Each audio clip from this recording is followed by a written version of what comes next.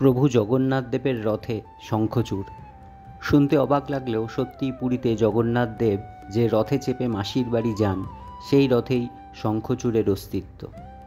জগন্নাথ, বলভদ্র, সুভদ্রা তিন দেবদেবীর পৃথক রথ রয়েছে। প্রতি বছর নতুন করে তৈরি করা হয় এই রথ। নমস্কার বন্ধু, আরেকটি নতুন পর্বে আপনাদের সকলকে স্বাগত।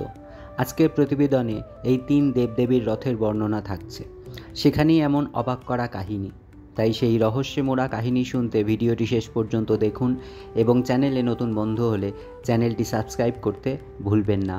আর কমেন্টে লিখুন জয় জগন্নাথ, প্রভু জগন্নাথের কৃপা আপনার ওপর সদা বর্ষিত হোক। তাহলে চলুন মূল কাহিনী শুরু করি।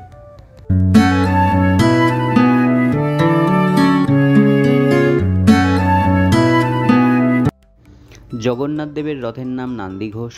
44 ফুট 2 ইঞ্চি উচ্চতা বিশিষ্ট এই রথে রয়েছে 16টি চাকা। মোট 832টি কাঠের টুকরো দিয়ে তৈরি হয় এই রথ। দৈর্ঘ্যে 34 ফুট 6 ইঞ্চি, প্রস্থেও 34 ফুট 6 ইঞ্চি। এই রথের অন্য নাম কপিধ্বজ, অনেকে আবার গুরুধ্বজও বলে থাকেন। রথের রং লাল ও হলুদ। নন্দীঘোষের অভিভাবক হলেন গরুড়। জগন্নাথ দেবের রথের সারথীর নাম দারুকা। পতাকারও রয়েছে পৃথক নাম, ত্রৈলোক্য মোহিনী। পতাকার প্রতীক পাম গাছ। জগন্নাথ দেবের রথে রয়েছে 4টি ঘোড়া, তাদের নাম যথাক্রমে শঙ্খ, বলাকা, শ্বেতা ও হরিদাস্য।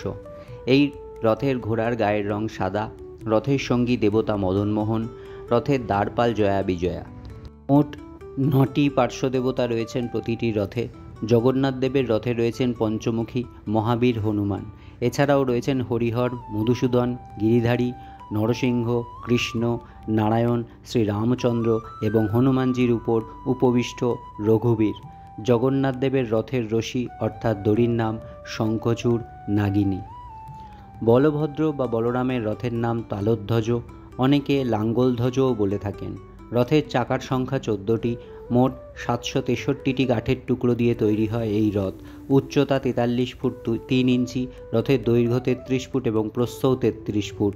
রথের রং লাল ও নীলাভ সবুজ। রথের অভিভাবক হলেন বাসুদেব। রথের সারথি মাতলি। পতাকার নাম উন্নানী। এই রথের পতাকার প্রতীকও পাম গাছ। এই রথের 4টি ঘোড়ার গায়ের রং কালো। এই রথের সঙ্গী দেবতা রামকৃষ্ণ। রথের দ্বারপাল নন্দা ও সুনন্দা। রথের 9টি পার্শ্ব দেবতা হলেন গণেশ, কার্তিক, সর্বমঙ্গলা, প্রলম্বরী, হলায়ুধ, মৃত্যুঞ্জয়, নাটেশ্বর, মুক্তেশ্বর ও শেষদেব। এই রথের দড়ির নাম বাসুকী নাগ।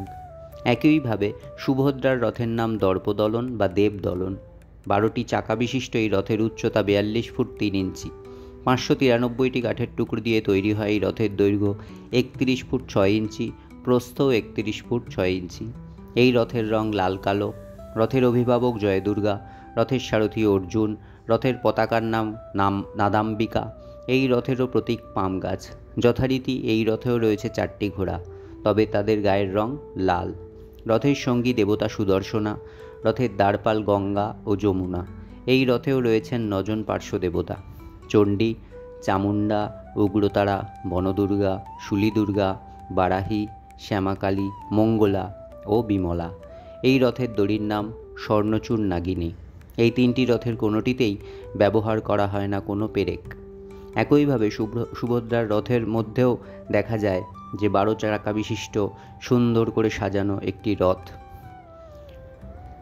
এই 3 জন রথেরই যে দড়ি, তার নামগুলি সবই কোনো না কোনো নাগ বা নাগিনীর নামে।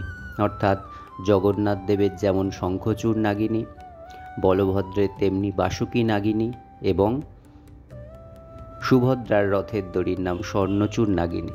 আষাঢ় মাসের শুক্লা দ্বিতীয়ায় শুরু হয় পাহান্ডি। পাহান্ডি হলো জগন্নাথ, বলরাম ও সুভদ্রার মূর্তি 3টিকে গর্ভগৃহ থেকে বার করা ও পুনরায় প্রবেশ করানোর সময় বিশেষ কৌশলে মূর্তিগুলোকে দোলানো। রথ এসে পৌঁছায় বড় ডান্ডায়, যা মন্দিরের সামনের বড় রাস্তা। রাজা গজপতি উত্তর দিকের পথ সোনার ঝাঁটা দিয়ে ঝাঁট দেওয়ার পর রথ চলা শুরু করে। প্রথমে রথ যায় গুন্ডিচা মন্দিরে। গুন্ডিচা ছিলেন দারুব্রহ্মের প্রতিষ্ঠাতা রাজা ইন্দ্রতুম্নের রানী। সেখান থেকে মাসির বাড়ি মোট 2 কিমি। আবার উল্টো রথের দিন, নবমীর দিন বা দশমীর দিন গোটে পাহান্ডি প্রক্রিয়ায় গর্ভগৃহে এসে পৌঁছায় এই 3 মূর্তি। এইভাবে সমাপ্ত হয় রথযাত্রা। এই রথের রশির নাম শঙ্খচূড় হওয়ার পেছনের কারণ হলো এটি একটি কিংবদন্তি। এই কিংবদন্তি অনুসারে শঙ্খচূড় ছিলেন একজন শক্তিশালী নাগ। তিনি জগন্নাথ দেবের ভক্ত ছিলেন এবং তার সেবার জন্য রথের রশি রূপে নিজে আত্মপ্রকাশ করেন। ভক্তরা বিশ্বাস করেন যে রথের রশি স্পর্শ করলে সমস্ত পাপমোচন হয় এবং পূর্ণজন্মের চক্র থেকে মুক্তি পাওয়া যায়। তাই রথযাত্রা উৎসবে লক্ষ লক্ষ ভক্ত পুরী এই শ্রীক্ষেত্রে পৌঁছে রথের রশি স্পর্শ করার জন্য ভিড় করেন, বা ভারতবর্ষের যেখানেই যে রথ বের হয় সেখানেই তারা চেষ্টা করেন যে একবার অন্তত এই রথের রশি স্পর্শ করে জীবনের সকল পাপ মোচন করতে। আজকের ভিডিও ভালো লাগলে একটি লাইক করতে ভুলবেন না। আজ এই পর্যন্তই, আবার দেখা হচ্ছে আগামী পর্বে। ততদিন ভালো থাকুন, সুস্থ থাকুন, হাসি খুশি থাকুন। ধন্যবাদ।